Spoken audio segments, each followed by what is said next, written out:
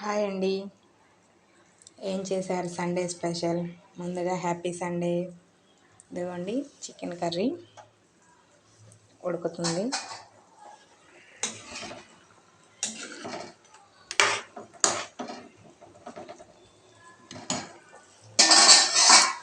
కీరా దోశ, పెరుగు చట్నీ,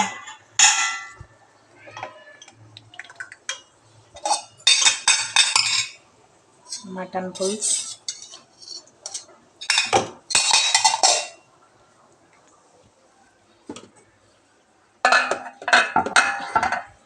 బగారన్నం, పలావ్